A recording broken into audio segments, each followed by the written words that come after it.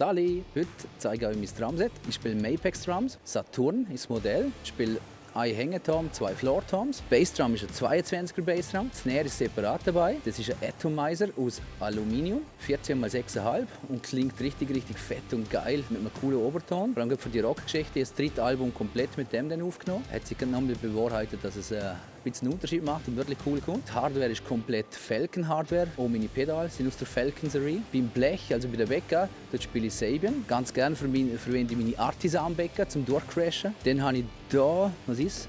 Ein 15er Artisan Hi-Hat. Ist nicht ganz so grell, aber ist ziemlich geil für einen Drive. Ist komplett symmetrisch aufgebaut von der Becca her.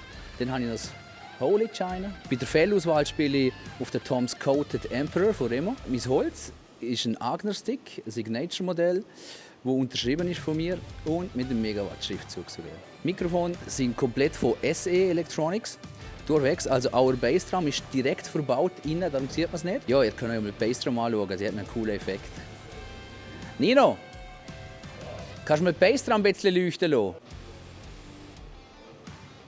Wer über noch mehr Details erfahren möchte, darf mir gerne schreiben und ich verrate euch ziemlich alles. Hey, bis dann, macht's gut.